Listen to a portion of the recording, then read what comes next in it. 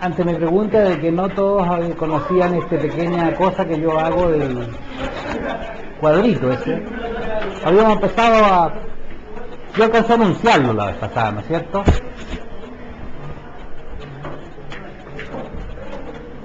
Pongámoslo en la pizarra.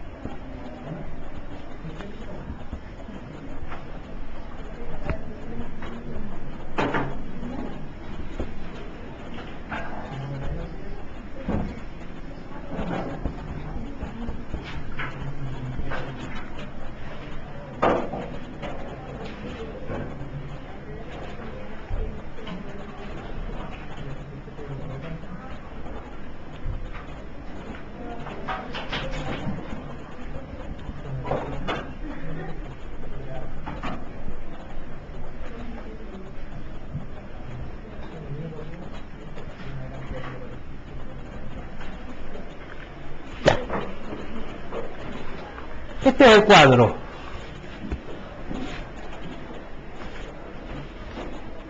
Apoyado en la idea de la necesidad de estar siempre en la posición psicoanalítica de hacer un diagnóstico estructural, que para esto la posición estructural de Lacan tiene un valor fundamental. Ponemos entonces arriba psicosis, neurosis y perversión, como indicando que algo que ocurre con estas categorías es clínicamente crucial para el modo de operar del terapeuta en la sesión. Porque, primero, quiero recordar que desde esta necesidad de hacer diagnóstico estructural, lo que se plantea es un problema en torno a algo específico, que es la posibilidad que tenemos nosotros de generar diagnóstico sobre psicosis, neurosis y perversión de un modo que estos términos se hagan intercambiables o no se hagan intercambiables. O sea, lo intercambiable es uno de los elementos fundamentales que me llevan a generar un cuadro como este. Cuando lo psicótico, lo neurótico, lo perverso es intercambiable, cuando no lo es. La afirmación que surge de este cuadro es que cuando se refiere a una estructura que da lugar a la psicosis, la neurosis o la perversión, lo psicótico, lo neurótico, lo perverso no es intercambiable.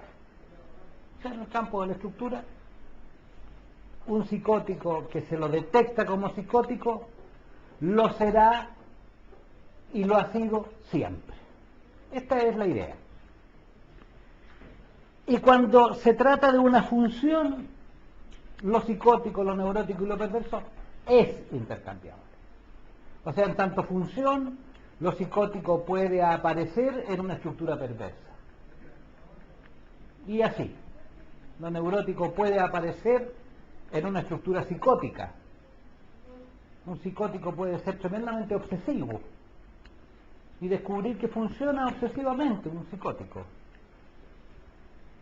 Es probable que un psicótico difícilmente pueda llegar a ser muy histérico, pero podría tener rasgos histéricos un psicótico. Los hay, de hecho. Y junto a esto, el otro elemento que está en juego en el interés por hacer una distribución como la que implica este cuadro, esta pequeña tabla, es referirse a la idea de él o la, que es mostrar la particularidad individual que tiene que tomar lugar cuando uno hace un diagnóstico. Esto que es dicho desde distintas perspectivas, lacanianas, kleinianas, freudianas, siempre los autores de alguna manera dicen esto. Yo me da la impresión de que mucho lo dicen pero poco lo cumplen, en el sentido de que a la larga lo que gana es la escuela. Vale decir, si soy de una escuela estructural o estructuralista, probablemente mi manera de mirar o de escuchar o de entender al paciente va a estar marcada por las enseñanzas que me da esta escuela, y entonces la condición individual del paciente va a ser superada por estas enseñanzas a priori que da la escuela. Entonces, probablemente un lacaniano va a estar constantemente buscando encontrar en su paciente las formas derivadas de lo estructural que le permitan de algún modo prever o presaber algo de su paciente. O sea, y un kleiniano va a ocurrir una cosa parecida. Yo siempre nombro los kleinianos y los lacanianos porque son las escuelas que desde Freud tienen como una mayor, una posición más opuesta, si ustedes quieren. La psicología del yo no la incluyo en este cuadro porque en alguna forma pienso que lo kleiniano es una psicología del yo. O sea, en el campo de la teoría de las funciones de que habla Bion, yo diría que una teoría de las funciones alude siempre a lo yoico, creo yo. Y entonces, en ese sentido, creo que los aportes de los kleinianos, que ellos explícitamente se diferencian mucho de la psicología del yo, sin embargo siempre caen dentro de las influencias de lo yoico. Y no es ninguna cosa muy original mía el afirmar esto, puesto que Meltzer, que es uno de los kleinianos más importantes, lo dice en uno de sus textos específicamente. La psicología kleiniana, la perspectiva kleiniana, es, dice, una psicología del yo. Y dice una frase parecida, poco menos que a mucha honra. Winnicott también hace una cosa así. Estoy muy bien en la compañía Hartman, dice. Pero yo creo que Winnicott es inmensamente menos yoico que los kleinianos. Pese a que explícitamente declara que él puede aprovechar de la psicología del yo, no me da la impresión de que su perspectiva sea yoica. Me da la impresión de que su perspectiva está mucho más cercana a esta idea de lo existencial, en términos de la existencia como los modos de vivir la vida cotidiana. Eso es más Winnicott. Pero estas son las variables que están en juego acá. Y la razón de ser de este cuadro es precisamente fundamentada en ese texto que tengo yo y que me dio la impresión de que lo vamos a leer. Sí, pues tuve reunión con Francisco que me manda, que hace mandatos aquí, y la luz. Claro, y lo pusimos. Lo vamos a leer después de los textos de Freud. Se va a leer este texto mío que se llama La posición subjetiva del analista. ¿Por qué? Porque en realidad nos pareció que valía la pena que nosotros tuviéramos presente ese texto en la medida en que en ese texto lo que yo hago es fundamentar de alguna forma lo que llamo el uso incorrecto de los autores. El uso incorrecto de los autores.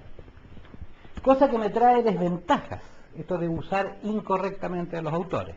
Porque según me dicen las malas lenguas, rumores que uno escucha por ahí, muchas veces mis alumnos que asisten a este curso cometen el grave error de pensar que lo que yo digo en clase es la volada de Jaime y que verdaderamente donde está la papa de este curso es en los textos.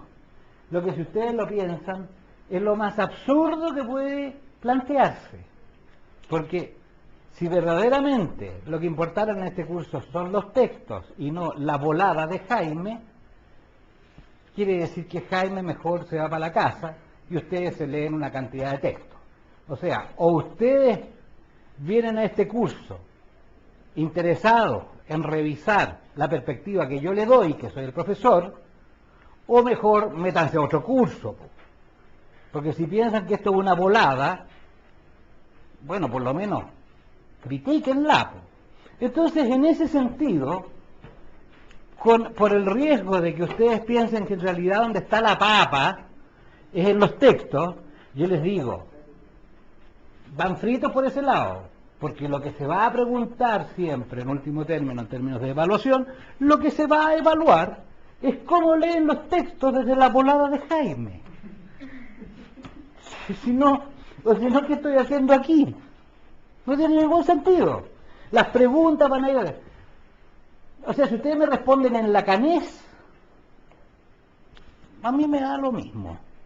No soy el profesor, ¿tú sabías que yo soy el profesor? ¿Lo sabías? Sí. Estás advertido. Entonces, como si ustedes me responden en lacanés, si se aprenden muy bien, porque hay gente siempre en estos cursos que de repente le gusta Klein, ¿eh? Hay gente que le gusta Klein. Estudien a Klein. Estudian en Lacan. Sean lacaneses. No hay ningún problema. Pero aquí tenemos que trabajar las cosas desde la perspectiva que yo estoy planteando, porque si no, no tiene ningún sentido.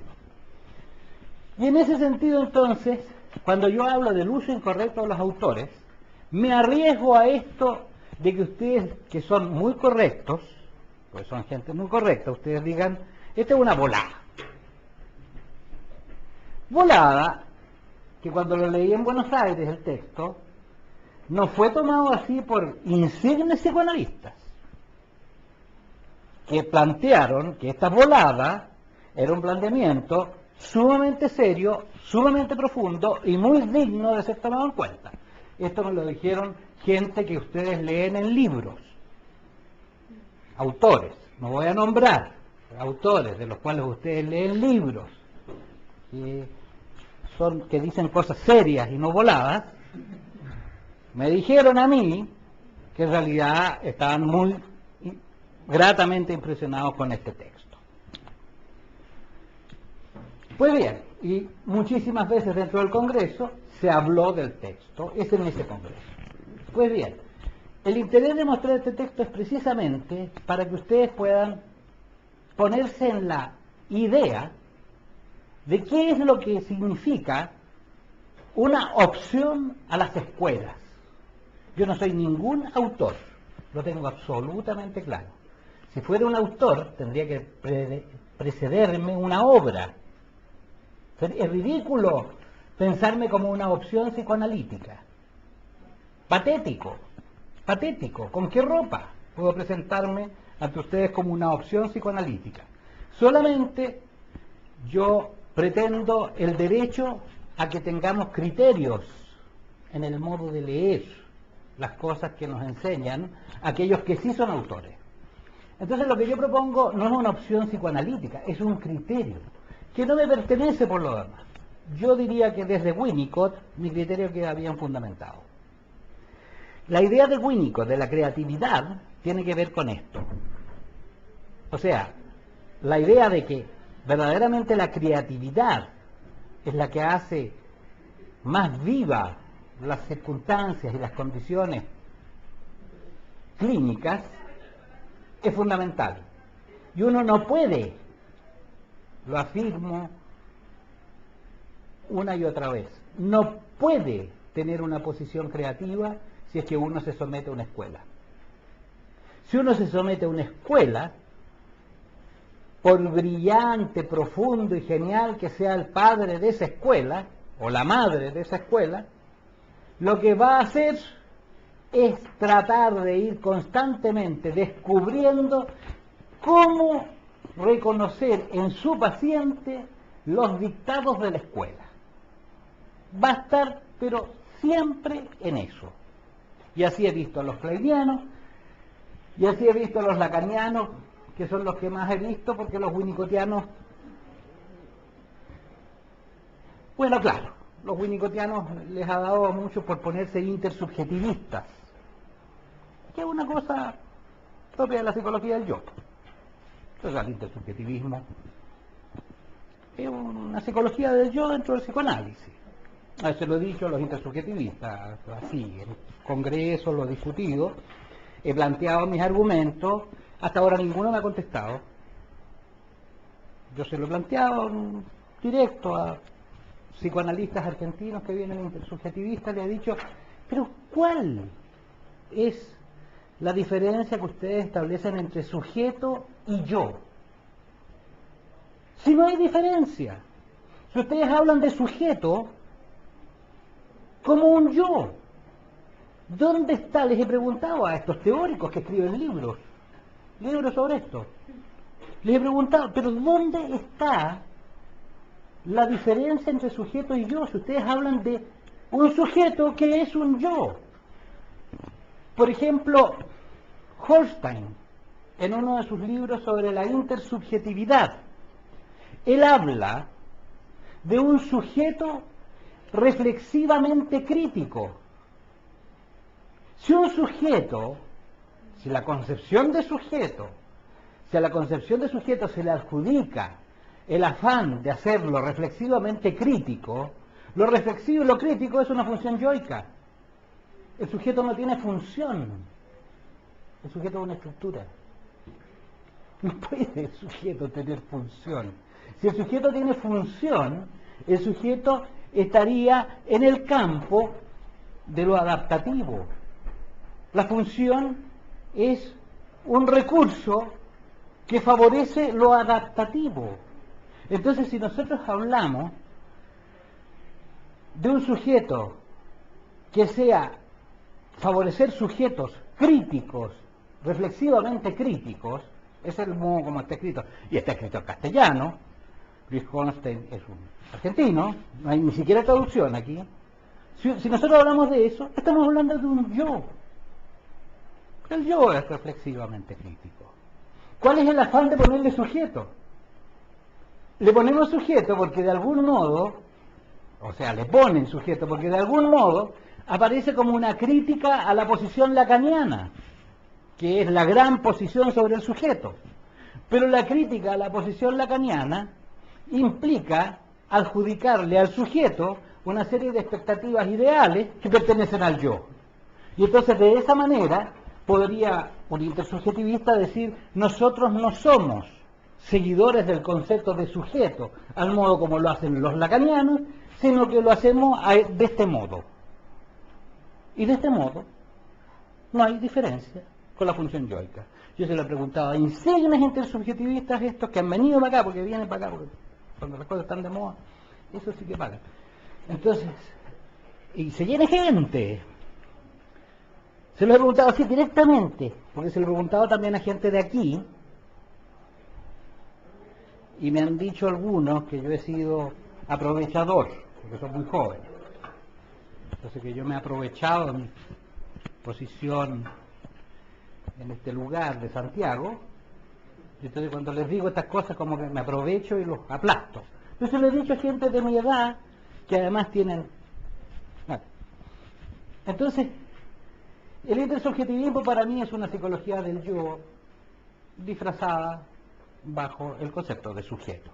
Y si ustedes lo piensan, es una psicología del yo que ha llevado las cosas a tal extremo que la noción de inconsciente que surge de los textos del intersubjetivismo es una noción de una disociación yoica.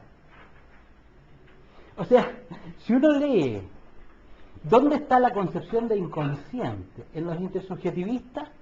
Por la redacción, por los textos, yo he consultado hartos, uno se va a dar cuenta de que no hablan del inconsciente freudiano, hablan de la disociación del yo.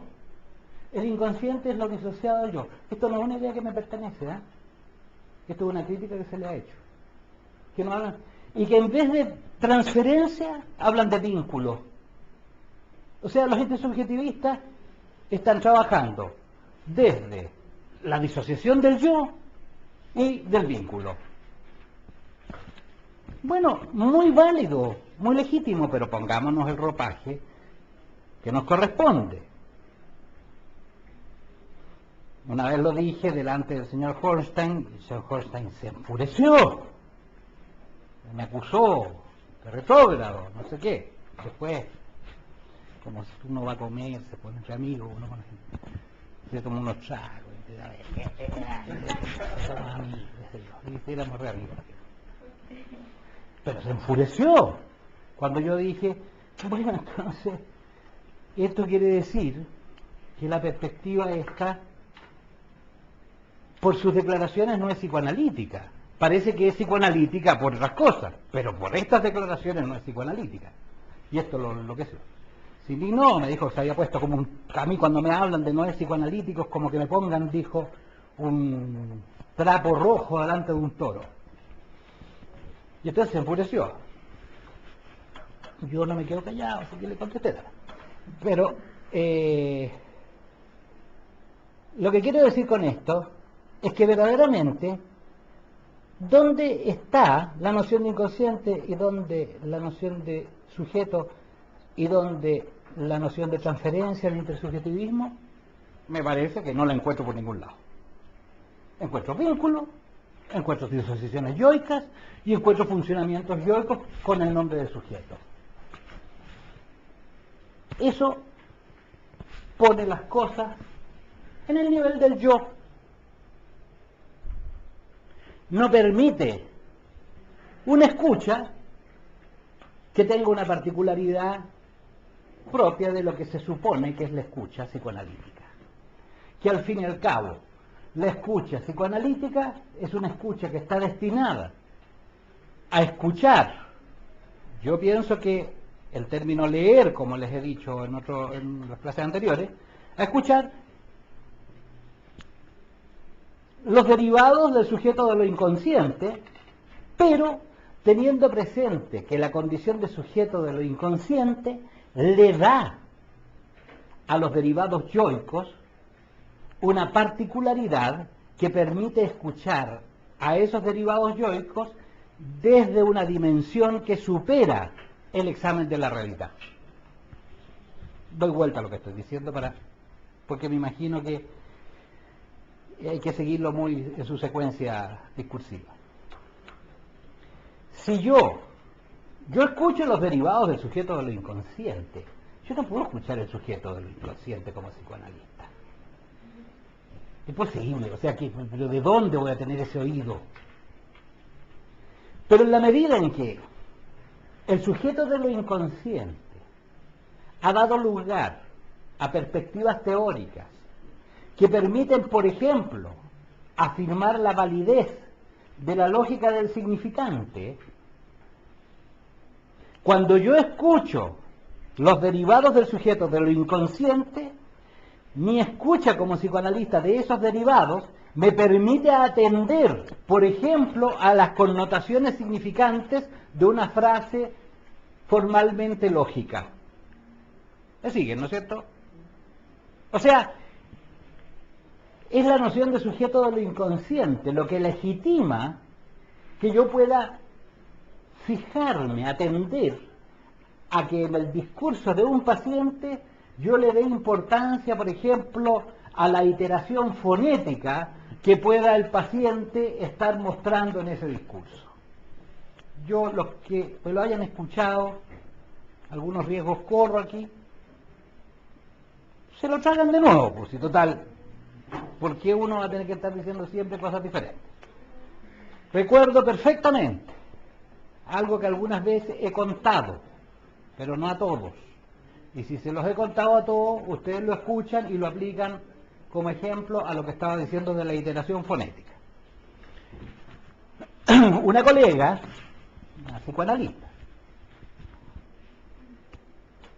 se está supervisando conmigo.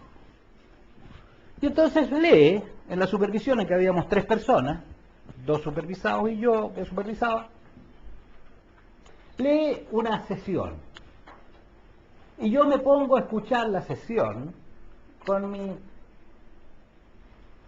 disciplina de escuchar en atención flotante, lo que significa poder soltarse hacia la distracción sin tener presente, sin evitar tener presente lo que me están diciendo. O sea, es una escucha ligeramente disociada, casi intencionalmente disociada la atención flotante.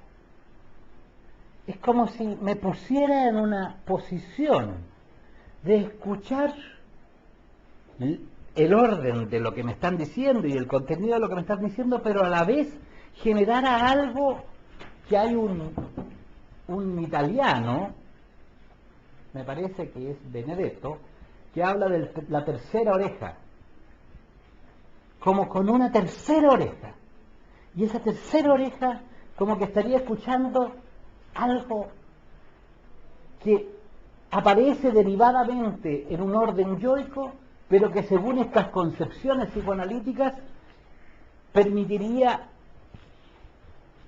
vislumbrar lo que cubre la noción de sujeto de lo inconsciente.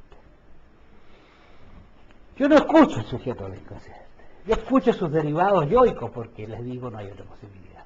Pero en esos derivados yoicos, la investigación sobre el sujeto de lo inconsciente me ha dado, por ejemplo, lugar, con Lacan, a lo que se llama la lógica del significante. Entonces ha validado, ha legitimado que yo, más allá de los significados, escuche la lógica del significante.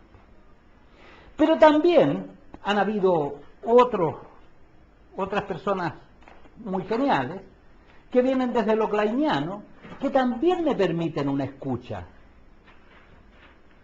de estos derivados yoicos, que alude a algo que desde Lacan se llama sujeto de lo inconsciente. Los kleinianos no hablan de sujeto de lo inconsciente, y que es el concepto de los kleinianos de fantasía inconsciente.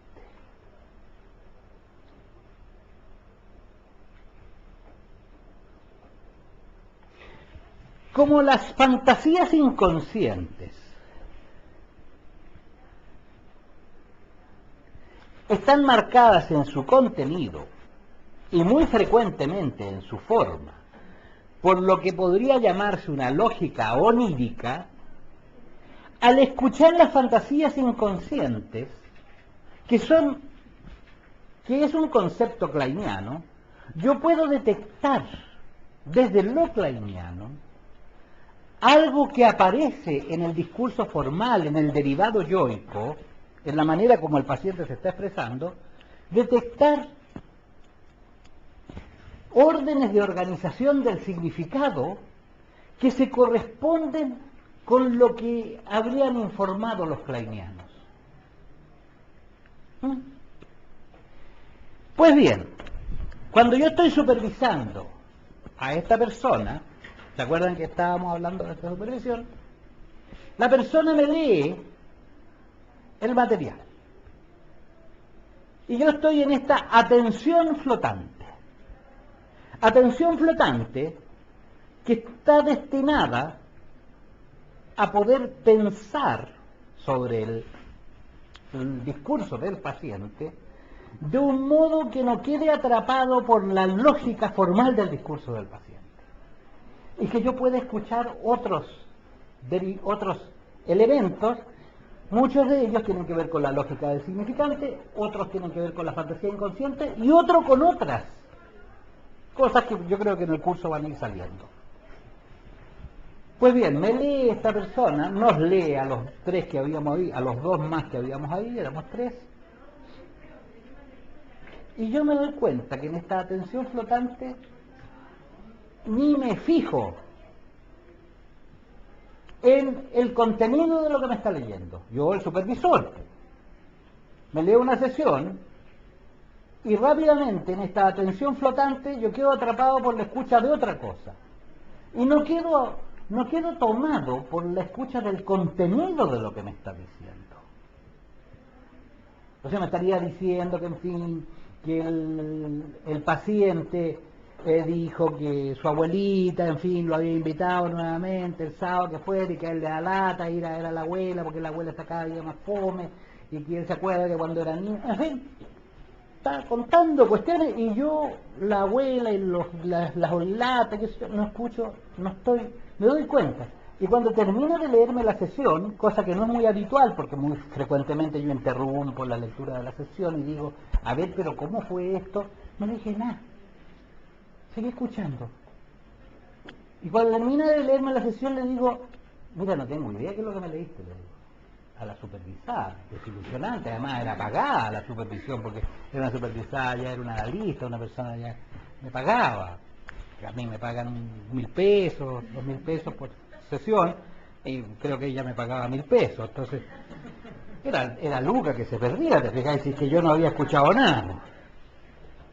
Entonces, digo, no tengo idea de lo que me había hablado, le dije, pero me pasa que me llamó la atención la insistencia con que aparecían sílabas con la L y sílabas con la B larga dentro de tu texto.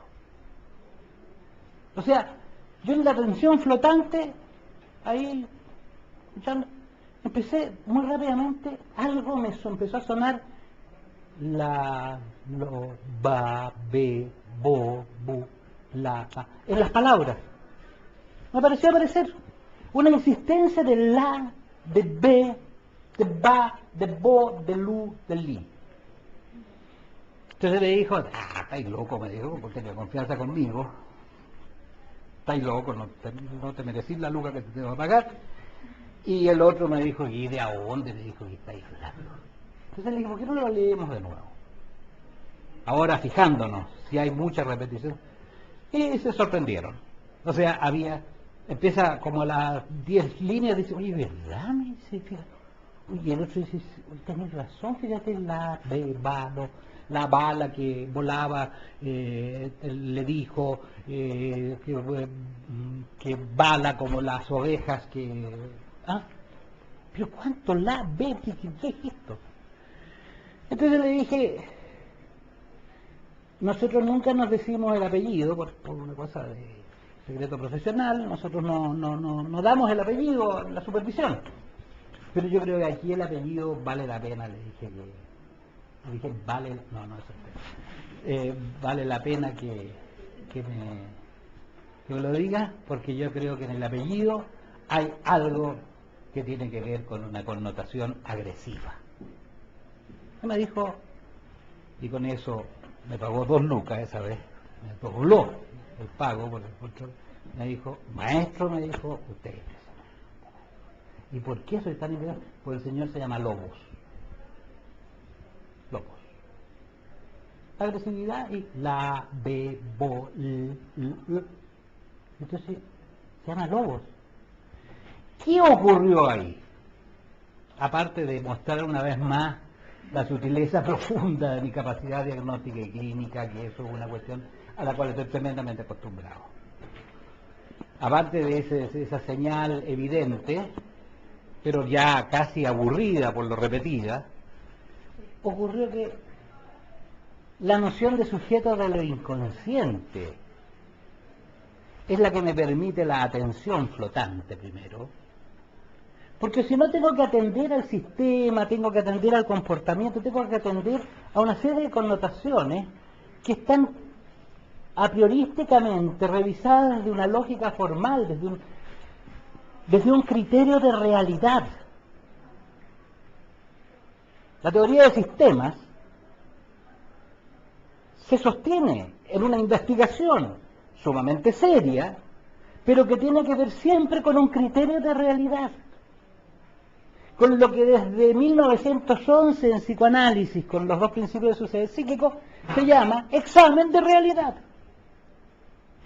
O sea, si ustedes lo piensan, las perspectivas no psicoanalíticas siempre tienen, aunque sean audaces en su uso de los sueños, en fin, siempre tienen dentro de su proyecto algo relacionado con un examen de realidad. Cosa que a mí me parece fundamental. O sea, yo creo que si un psicoanálisis no tiene en sus objetivos favorecer un mejor examen de realidad, mejor que no nos hagamos nada. O sea, en esto estaría totalmente de acuerdo con las perspectivas no psicoanalíticas que le dan a su objetivo un peso importante en el examen de la realidad. ¿Me parece? Lo que sí, que la escucha del psicoanalista es una escucha que no tiene que tener presente, sino secundariamente, el examen de la realidad.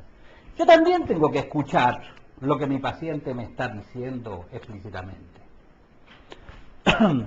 Si yo no escucho, por ejemplo, que un paciente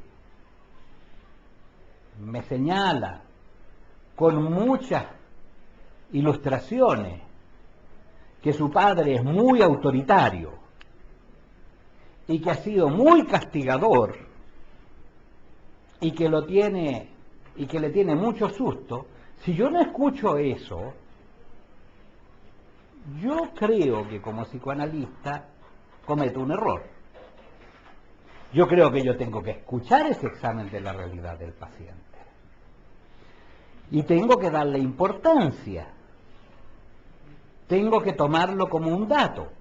He hecho un diagnóstico, el paciente no está delirante, el modo como el paciente me lo transmite y me lo ilustra me resulta convincente, y independientemente de la subjetividad con que todo relato es transmitido, hay elementos en el relato que son propios de un adecuado examen de la realidad y que yo tengo que saber respecto a este paciente que tiene un padre que lo asusta.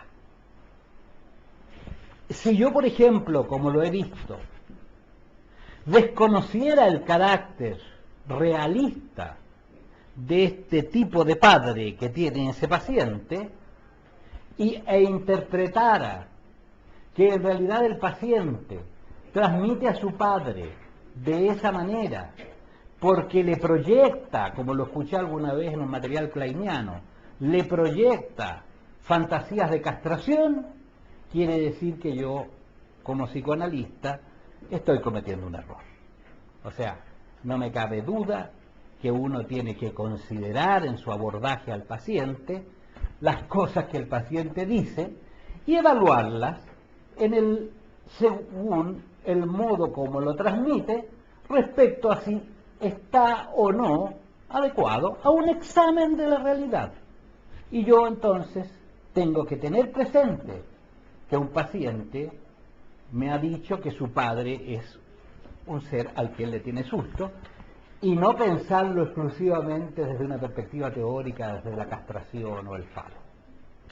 Yo creo que eso es una cosa que uno tiene que tener presente.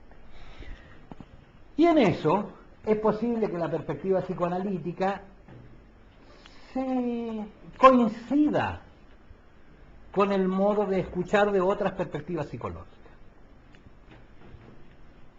Recuerdo un autor lacaniano que, siguiendo una tradición por lo demás, decía que no importaba que una mujer en su historia hubiera sido abusada concretamente por su padre, por ejemplo, y que hubiera sufrido de una violación, por ejemplo, o algo de ese orden, y que no importaba. Recuerdo, es un francés que tengo que recuperar porque se me fue el nombre, pero sé por dónde anda el texto y además lo cité textualmente, con páginas y todo, en un artículo que yo escribí, entonces por ahí puedo recuperar. Pero recuerdo que ese autor decía, es lo mismo que si la mujer fantasea el abuso y la violación, en la medida en que la estructura histérica se desata de la misma manera. A mi entender, estar exclusivamente preocupado de la estructura histérica de esa paciente desconociendo que esa paciente ha sido marcada en su historia por un abuso brutal, me parece una lamentable omisión de un psicoanalista. O sea, yo creo que un psicoanalista tiene que escuchar estos elementos que están dando cuenta de un modo convincente, y si un analista no es capaz de distinguir cuando su paciente está fabulando de cuando su paciente está diciendo algo, está dando cuenta de un elemento realista, bueno, mejor dedíquese a... Se me ocurrió bordar zapatos.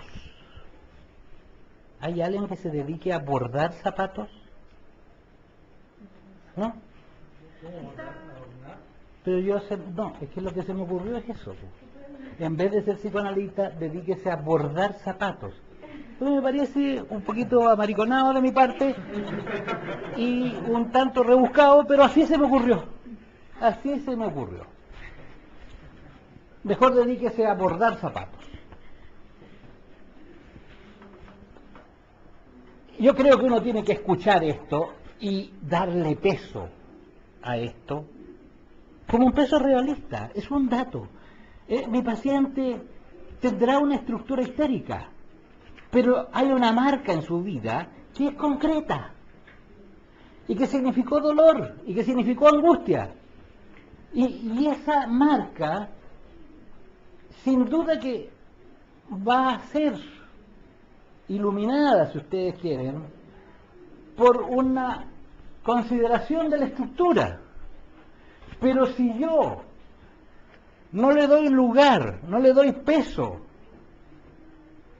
a aquello que está en su existencia, yo creo que no abordo de una manera válida a mi paciente. Bueno, ¿por qué estoy diciendo esto? Porque estaba diciendo que en esta escucha, bueno, uno tiene que escuchar también el examen de realidad del paciente y ser capaz de evaluar cuándo fabula y cuándo no. Y darle importancia a los hechos de la realidad que el paciente relata. Si yo tuve en mi vida acceso a tardes familiares sumamente hogareñas en la casa de mis abuelos, eso es un dato de mi vida, que también juega en algunas cosas que me pasan cuando abordo una relación de pareja, por ejemplo. Pero no solo eso, pero la teoría del sujeto de lo inconsciente me faculta para escuchar esta idea de la fantasía inconsciente o la lógica del significante. Doctor. Me suena todo esto que está diciendo con un discurso que por lo menos yo he interpretado, de que nos dicen ojo con lo que es del paciente y con lo que es del analista. Y por lo que he visto de lo que está contándonos, hay bajo su criterio decidiendo cuál es la escucha, si es la escucha del inconsciente, si es del examen de lo real. Y en verdad eso queda como al puntar del propio analista. Por algo tú vienes conmigo, yo soy la persona que va a escucharte y va a distinguir cuándo va a ser la escucha del inconsciente o de lo real. De lo realista, no de lo real. No de lo real, perdón, sí, de lo realista. Entonces, no sé, quizás como poca confianza en nosotros como futuros psicólogos. Yo estoy de acuerdo con lo que tú estás planteando, yo lo pienso así. Yo pienso que prefiero equivocarme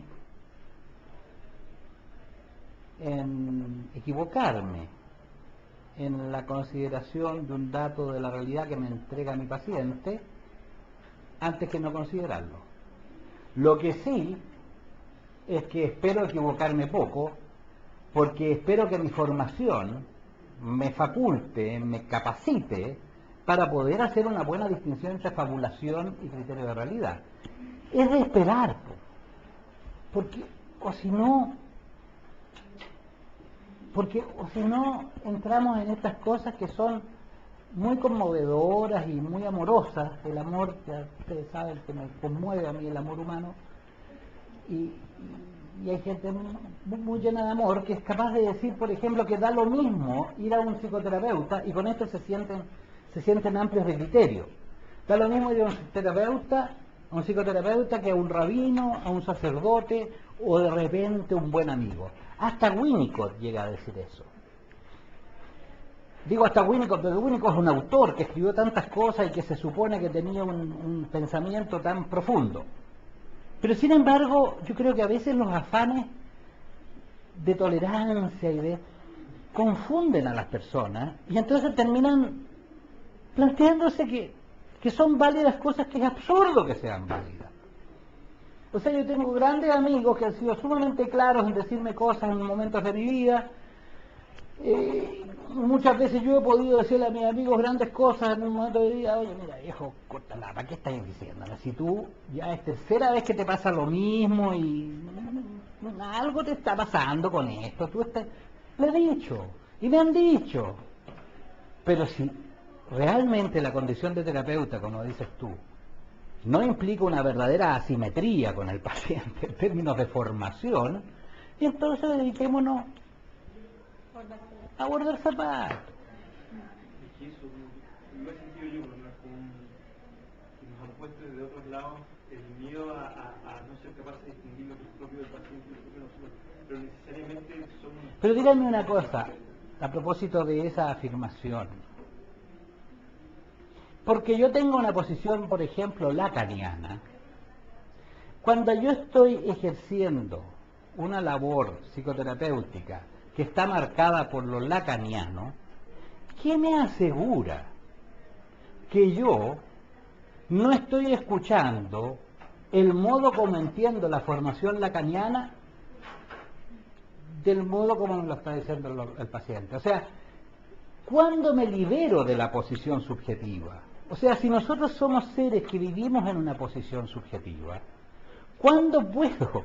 ¿Qué? Porque yo tenga una disciplina psicoanalítica marcada por lo kleiniano, marcada por lo lacaniano, marcado por la psicología del yo, ¿voy a adquirir una capacidad mejor de poder distinguir entre lo que le pertenece al paciente y lo que me pertenece a mí? ¿Cuántas cosas escucho yo desde lo lacaniano que a veces, o desde lo kleiniano, que a veces a mí me da la impresión de que no están escuchando al paciente? Entonces, yo creo que uno tiene que correr ese riesgo. Lo que sí que tiene que hacer esfuerzos por formarse rigurosamente. Y formarse rigurosamente significa hacerse análisis personal de verdad, no estos psicoanálisis personales de unos pocos meses así, en que me interpretan trío, val, trío, val, trío. Entonces, no, psicoanálisis en que esté en juego uno ahí con un analista que esté metido en lo que a uno le pasa y que esté tratando de mostrarle y abrirlo. Yo creo que un psicoanalista necesita hacerse psicoanálisis de verdad, o sea, un psicoanálisis sostenido y mantenido durante un tiempo relativamente largo, creo yo. Yo me analicé 14 años. No me parece que valga la pena. Creo que no soy psicótico y realmente 14 años de análisis yo creo que no era necesario. Yo estaba formado dentro de la línea kleiniana, y en la línea kleiniana nos analizábamos 14, 15, 16, 20 años con toda tranquilidad. Yo creo que eso era un prejuicio teórico-práctico de la época. Pero yo creo que un psicoanálisis es necesario que dure unos años. 3, 4, 5. Creo. Tiene que supervisarse, y supervisarse bastante, y en lo posible en algún momento supervisarse individualmente, o sea que vaya él solo a supervisarse con una persona, y en lo posible que durante esa supervisión dediquen un tiempo a supervisar durante un tiempo a un paciente. Es una buena enseñanza el supervisarse individualmente con un paciente. Hay una tendencia fuerte ahora en las supervisiones a plantear los problemas que tengo con determinados pacientes. Y entonces los supervisados cambian de paciente. Yo creo que supervisar a un paciente, quizás en esto soy sumamente tradicionalista, supervisar a un paciente durante un tiempo y después a otro paciente, pero sostenerse un tiempo supervisando, yo creo que es una gran enseñanza para el analista en formación, porque permite precisamente afinar la escucha, afinar la lectura y además darse cuenta cómo la repetición se pone en juego dentro de las sesiones. Es como que de alguna manera se redujera este afán tan posmoderno de obtener resultados. Yo aquí tendría que citar a alguien que me provoca casi repulsión. Cuando Pinochet, en un momento de su dictadura, dijo: lo que nosotros nos ponemos es metas, no plazos. El sinvergüenza obviamente, ¿por qué estaba diciendo una cosa así? Porque lo que él quería que nosotros tuviéramos detrás de sus metas, que evidentemente que incrementaban sus actas personales, entre otras cosas. Allá él. Pero la frase, metas y no plazos, yo la escuché y dije: de este desgraciado tengo que escuchar algo que a mí, de alguna manera, me parece válido. Porque uno, sin duda que tiene que ponerse plazos. Sin duda que en un proceso terapéutico uno tiene que tener un grado de urgencia como terapeuta. No es cuestión de entrar en dejar pasar el tiempo. Yo creo que uno tiene que tener un grado de urgencia, o sea, saber que está en un estado de cierta urgencia. Su paciente requiere de esta terapia del psicoanálisis. Pero eso es una cosa, y otra cosa es estar obsesionado con las metas. Yo cuando superviso a practicantes como ustedes que empiezan su práctica, siempre tengo que dedicar un rato de la supervisión a decirles: está bien, les fue re bien en esta sesión, pero no crean que en la próxima sesión la persona va a llegar diciendo: sentadas las bases anteriores, ahora demos lugar a algo nuevo. No, la persona se va a olvidar absolutamente de la sesión anterior. Ustedes van a quedar, algunos se pican con esto, se enrabian, se molestan.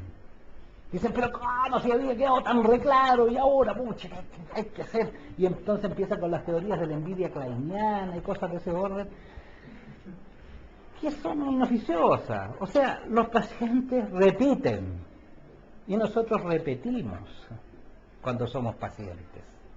Y eso es una posibilidad que la da una buena supervisión con un solo paciente durante un tiempo largo. Es una buena enseñanza, porque permite precisamente encontrar este lenguaje de la repetición que han descubierto los psicoanalistas. Esto no está en juego. Bueno, Kierkegaard escribió un texto sobre la repetición filosófico hace muchos años, ¿no? Más de 150. Ya, de acuerdo, sí, repetición también está puesto en juego en algunos filósofos, pero yo diría que desde el punto de vista terapéutico la repetición es un hallazgo psicoanalítico. Y una buena supervisión con un paciente permite ir comprendiendo este lenguaje de la repetición, o sea, entre otras cosas. Y también, como lo digo siempre, la formación de un psicoanalista implica revisar las teorías, revisarlas, pensarlas, discutirlas. Y en mi criterio, evitar, pero ese es mi criterio, la volada mía, esto que a usted los tiene que llevar a estudiar a los que verdaderamente saben sobre esto, que son los autores. En mi criterio, ojalá que seamos capaces en esta revisión teórica de no entrar en el sistema con el cual siempre se tienta el autor.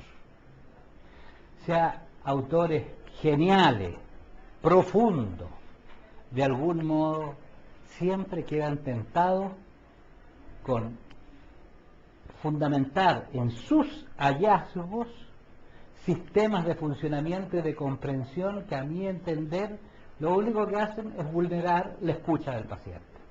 Porque a mí me parece que hay que escuchar al paciente, a el paciente, a la paciente. En ese sentido, las enseñanzas de Winnicott me parece que son muy importantes. Bueno, ¿por qué esto que estoy hablando? Mi volada. Mi volada tiene que ver con esta idea de no ajustarme a una escuela, sino que aprovechar de los autores.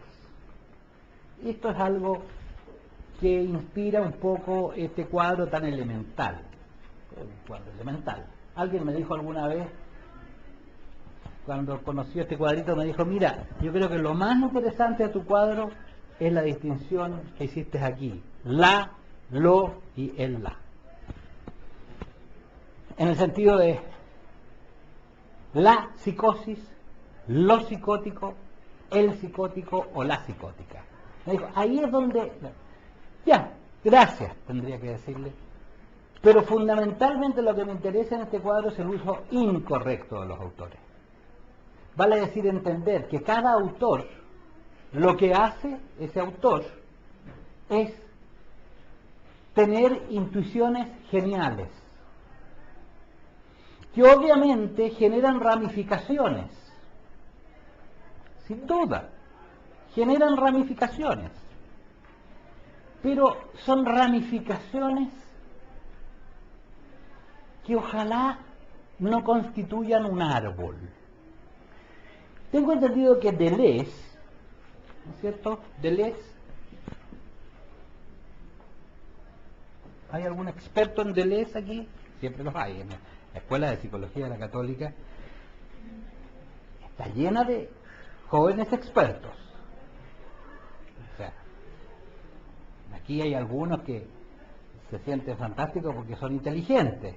Yo siempre digo, como que son inteligentes, si hay 300 inteligentes dentro de los alumnos de la Católica, y muy inteligentes, muy brillantes, ¿cómo llaman ustedes ahora? Secos. Pero hay cantidades de secos dentro de los alumnos de la Católica, y de otras escuelas, pero de la Católica que más que en ninguna parte. Entonces cuando uno cita, corre el riesgo de que haya un seco en el grupo que diga, bueno, pero ¿qué está diciendo? Bueno, Deleuze distingue en una posición bastante interesante que llevó a Foucault a decir si el siglo XX no iba a ser deleuziano, distingue entre lo que él llama lo arbóreo y el rizoma.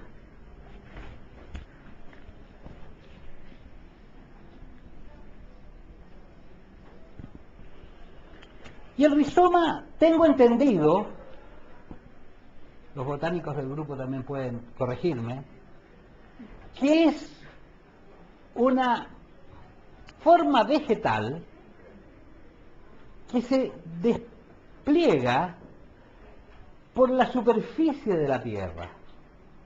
Son arbustos que llegan a tener enraizamientos muy superficiales y que se abren como en horizontal, los rizomas. Y entonces Deleuze, que por algo Foucault dice el siglo XX va a ser deleuziano, en sentido esto de la posmodernidad, ¿no?, que ramifica para el lado. Modestamente yo he dicho que es una cultura de la metonimia, pero ¿quién soy yo? La posmodernidad tiene una cosa así metonímica. Cuando Deleuze habla del rizoma, de algún modo me está permitiendo ampararme en alguien como para plantear esta cosa del uso incorrecto de los autores, porque el uso correcto de los autores conduce a lo arbóreo, o sea, a la raíz profunda, al tronco fuerte y a la ramificación débil. O sea, las ramas, las hojas de los árboles son una expansión que está radicada en una raíz que se interna en el suelo y que tiene un tronco fuerte. El rizoma no. El rizoma se abre alrededor, se abre por la superficie, se despliega. De algún modo, diría yo que una posición relativa al uso incorrecto de los autores, casi tengo la impresión de que no sé, artículo cito a Deleuze, pero no con el rizoma. Vamos a fijar. De algún modo, la idea de rizoma ayuda a esto del uso incorrecto de los autores. Es decir, que el planteamiento, la intuición genial del autor pueda dar lugar a un crecimiento, pero a un crecimiento que se horizontalice, a un crecimiento que dentro de la sesión permita ir cubriendo algo que pertenece a ese sujeto, en realidad a esa persona, para no caer en críticas a la idea de persona, a ese individuo, lo que a algunos psicoanalistas la palabra individuo también les provoca lipidia, así como que el individuo. No existen los individuos, ¿qué es lo que somos? Un individuo. Pero que la intuición del autor, por ejemplo estructural, que las enseñanzas de Lacan respecto a las formas de la histeria, a los modos de las fobias, a la forma de la psicosis, sea tremendamente útil para poder estar mirando. Pero junto con eso, no dejar de prestar atención a aspectos que nos han enseñado los kleinianos respecto a la fantasía inconsciente. Y en un momento dado, poder, sobre la trama de algún ordenamiento de lo estructural respecto a nuestro paciente, reconocer que ese paciente que tiene una estructura, por ejemplo, neurótica, está teniendo funcionamientos psicóticos derivados de lo que los kleinianos han descrito como angustias psicóticas. Entonces los kleinianos nos están enseñando algo allí. Claro, si tenemos el árbol, ustedes saben que yo soy un dibujante eximio, si tenemos el árbol lacaniano, tenemos que pegarnos al árbol y quedarnos con la estructura de la histeria. Y entonces tomar, por ejemplo, una locura histérica, como una neurosis, y trabajarla desde la histeria. Pero si tenemos esto como un rizoma, es posible que la construcción que estemos haciendo desde lo estructural respecto a la histeria nos permita reconocer en una palabra o en una fantasía algo que nos están inspirando los kleinianos. Y entonces decir, esta es una estructura histérica, no perdamos de vista, si es una estructura neurótica, pero sus angustias son psicóticas. Y eso no es algo que hayan conceptualizado los lacanianos, es algo que han conceptualizado los kleinianos. Y entonces esto me permite acceder a mirar y decir, en esta persona hay angustias psicóticas. Y si accedo a esa idea de que hay angustias psicóticas, entonces es posible que esto me dicte un modo de intervenir que quizás venga del concepto de holding de Winnicott, y no desde las enseñanzas lacanianas de hacer una intervención o una escansión, sino que el holding de Winnicott. Y entonces yo diga, tengo que detenerme en mi manera de intervenir y buscar intervenciones que a esta persona la vayan conteniendo en sus ansiedades psicóticas, porque en este momento, siendo una estructura neurótica, está funcionando psicóticamente. Esto tiene que ver un poco con el rizoma. digamos, para darle algún peso, alguna posibilidad de ser escuchado a estas voladas mías, que en realidad son cosas que no hay que tomar en cuenta ante el sagrado nombre de un Lacan o de un esto, o qué sé yo, o de un Jorge Silva o cosas así. Bueno,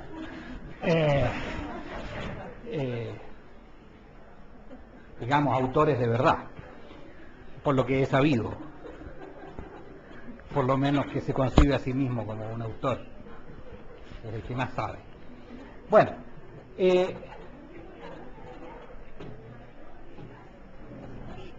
es el sentido del cuadro. El sentido del cuadro es fundamental el uso incorrecto de los autores, en el sentido de no apegarme a la corrección de la escuela, sino que a estar abierto a dejarme inspirar por el paciente en el modo en que me está presentando sus cosas, dejarme inspirar para acudir a determinados autores que me van a iluminar a ese paciente. Y en esto, obviamente, el ordenamiento autoral es muy básico, es muy elemental. O sea, si nosotros leemos a un Laplanche, leemos a un André Green, leemos cantidades de autores argentinos que han hecho tremendos aportes desde lo lacaniano, desde lo kleiniano, leemos autores freudianos, obviamente todo eso es lo que va a ir incrementando en nuestra formación, nuestra capacidad de poder leer al paciente. La lectura de los autores, algunos de ellos de mayor nivel, otros de menor nivel, siempre va a ser algo que nos va a permitir lo que yo llamo descubrir la teoría. ¿Qué es esta idea simple de descubrir la teoría? Que hay un momento en que el paciente me dice algo que a mí me recuerda. Ah, pero aquí está apareciendo algo similar a lo que decía Papel. Yo me supervisaba con uno de los grandes autores argentinos, tuve la suerte de supervisarme un tiempo con él, no lamentablemente porque él venía a Chile, nunca me supervisé sistemáticamente con él, me supervisaba muy frecuentemente cuando venía, que vino mucho durante 4 años, con David Lieberman. Es un autor argentino de alto nivel, desgraciadamente murió muy joven, murió antes de los 60 años, y ya había iniciado una obra de envergadura, o sea, que permitía la lectura del paciente de una manera bastante profunda e interesante. Era un hombre muy sorprendente en su capacidad clínica, David. David Lieberman fue quien trabajó mucho las relaciones entre lingüística y psicoanálisis, desde una perspectiva científica que él apoyaba mucho en las exigencias, por un lado, de Popper y por otro lado, de Rudolf Carnap. O sea, exigencias que venían desde fuentes que no eran coincidentes entre sí, pero que él las tomaba para hacerse exigencias científicas que le permitían entonces evaluar desde la lingüística y el psicoanálisis el material del paciente de una manera que era francamente sorprendente. Yo siempre cuento la historia que la he chequeado con una amiga que grabó las sesiones de supervisión. Cuento cuando David está supervisando a mi amiga, yo asistí a esa supervisión y entonces mi amiga, mi colega y amiga, le habría dado 5 datos sobre el paciente, 5, 6 si quieren: edad, estado civil, un cierto examen mental, motivo de consulta. No había dado más que esos datos y David le dice: David, tuvo una cierta amistad con él. No de ninguna manera un gran amigo, pero estuvimos por la avenida para acá, salimos a comer juntos, que sí, por comer a mi casa. Entonces David, dados estos 5 datos, le dice: y mirá, le dice, este es el típico hijo de... y empieza a decir es el hijo de un inmigrante, de una mujer inmigrante que se vino a la Argentina, porque el tipo se había ido a la Argentina, yo esto lo escuché en Chile, que se fue a la Argentina y que allá, y entonces empezó, instaló un almacencito, porque el marido era un europeo que peleaba en la guerra, en la Segunda Guerra Mundial. Y le empieza a decir una cantidad de datos sobre la biografía de este tipo, que realmente nosotros dijimos, en realidad esto es increíble. Pues bien, yo guardé esta experiencia sobre David Lieberman y empecé a dudar de ella, por lo increíble que resultaba. Y entonces ya unas 5 veces, en 30 años de convivencia con mi amiga, la veo, qué sé yo, le digo, oye, ¿es cierto esta cuestión? Entonces me dice, sí, me dice, es cierto, lo tengo grabado y lo he vuelto a escuchar. Es impresionante, porque las cosas que le dijo, los datos biográficos, los datos históricos que le dio, con 5 datos que no tenían nada que ver. Esta era la manera como aplicaba él los conocimientos de lingüística del psicoanálisis. Él iba viendo los estilos, captaba rápidamente, es una enseñanza. Bueno, una vez David Lieberman una de las veces que supervisé con él, le dije, mira, esta persona estaba hablándome, que le conté algunos datos, y lo que me llamó la atención es que en un momento me distraje y me puse a pensar en el hombre de los lobos de Freud. Cosa que le dije, yo era muy joven, estaba empezando. Le dije, cosa que a mí, yo quiero preguntarte, ¿te parece que eso es teorizar el tema? Porque yo, en función del hombre de los lobos, seguí escuchando a la persona y le hice una intervención que tenía que ver fundamentalmente con el hombre de los lobos, no con lo que me estaba diciendo la persona. Le hice una intervención así. Le dije algo, ya no me acuerdo qué, pero sí me acuerdo de la situación. Entonces le dije, yo no sé, le dije, si esto, porque en esa época nos daban mucho con que no hay que teorizar, si esto es teorizar. Y me dijo, no, me dijo, esto no es teorizar. O sea, es importante que el analista escuche aquello que se le ocurre. Y si se te ocurre algo que tiene que ver con teoría, allí la teoría deja de ser teoría. Allí la teoría está haciendo algo que te está apareciendo a ti con el propósito de darte alguna señal respecto de tu paciente. Por lo menos así lo concebía él y lo conciben mucho, y yo también lo concibo así. Entonces me dijo, bueno, yo en base a esto de repente empecé a pensar en que uno descubre la teoría con el paciente. O sea, en vez de ir con la teoría al paciente, es el paciente el que a uno lo hace decir, ah, esto es como lo kleiniano. Esto es como decir, ah, cuando Melanie Klein habla del caso Edna y dice tal cosa, verdad, aquí está.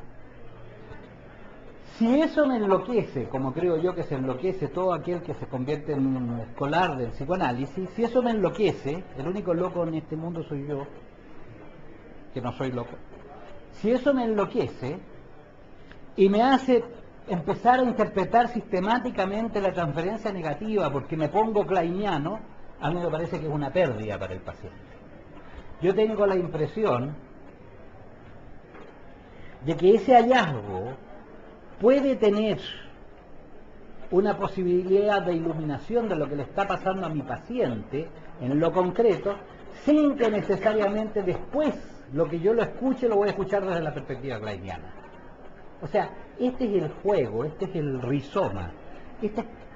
En un momento dado vendrá desde Klein o desde algún kleiniano o desde Lacan o de algún lacaniano o desde Winnicott o algún winnicottiano o desde Kohut y algún kohutiano, qué sé yo, desde alguna lectura vendrá una iluminación respecto al paciente y allí me va a servir acudir al autor. porque me va a permitir dar un cierto paso que yo por mi cuenta no sería capaz de dar.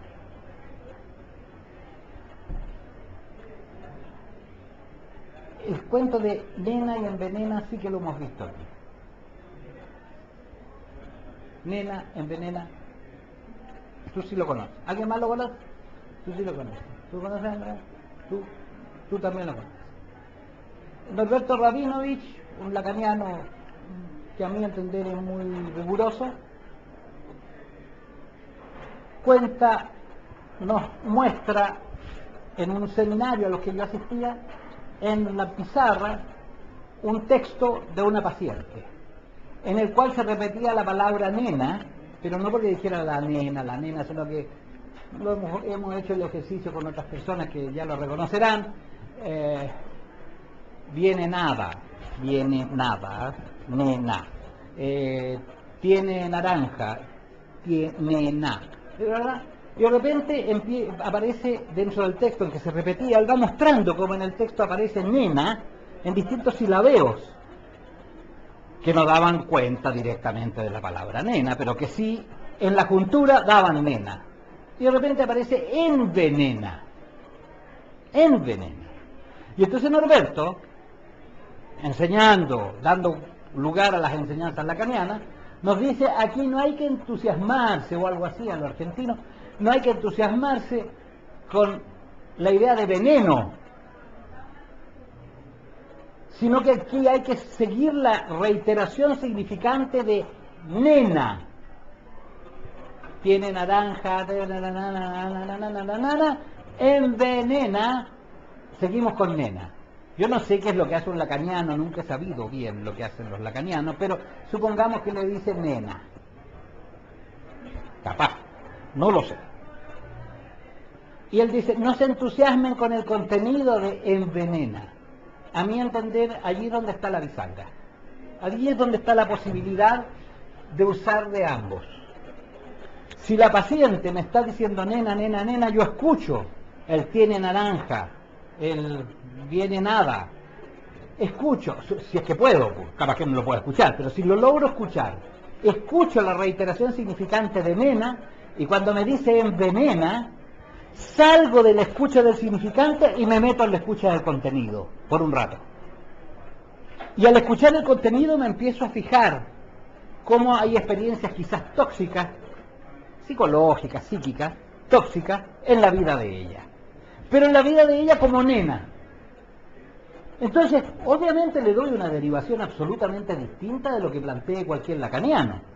Pero estoy jugando con la escucha del significante nena y la fantasía inconsciente del contenido envenena, y para esto me estoy, si ustedes quieren, inspirando en las enseñanzas de un Lacan por un lado y en las enseñanzas de un kleiniano por otro. Y allí entonces trato de comprender a mi paciente en su particularidad, no en la función, no en la estructura. Para eso es el cuadrito. No para hacer una discriminación diagnóstica solamente, que yo creo que puede servir, digamos, distinguir la función, resulta interesante, ya lo conversábamos, ¿se acuerda usted? Creo que aquí lo dije, ¿no? Rocha, les dije, ¿no es cierto? Me aparece a mí como una estructura psicótica con un funcionamiento perverso. Una estructura psicótica marcada por lo paranoico con un funcionamiento perverso marcado por el sadismo. 8 meses para preparar un asesinato de esa crueldad a un pobre viejo que quizás, a saber si no era un fresco, no lo sé, pero el sadismo, una estructura psicótica con un funcionamiento perverso. Fritzl, a mí me parece que es una estructura perversa con un funcionamiento psicótico. Verdaderamente las cosas que hace Fritzl son un funcionamiento psicótico. No hay nadie con carácter realista que pueda sostenerse durante 27 años teniendo relaciones sexuales con su hija y teniendo hijos y hasta... Es un funcionamiento psicótico, pero el tipo es fundamentalmente un perverso. Me da la impresión por las cosas que uno lee en los diarios. Digamos que este es el juego que pretendo aprovechar de los autores, no de sus escuelas. Voy a seguir insistiendo. Si ustedes no me hacen preguntas, yo puedo quedar pegado en este círculo concéntrico eternamente, O sea, ustedes son responsables también de este curso. O sea, si no me hacen preguntas que me saquen del círculo concéntrico, porque hay círculos concéntricos aquí, hay otros círculos que abarcan los anteriores, pero puedo seguir dando vuelta y vuelta y vuelta hacia el círculo concéntrico, repitiendo cosas que he dicho y volviendo sobre. Así que depende de ustedes. Son responsables.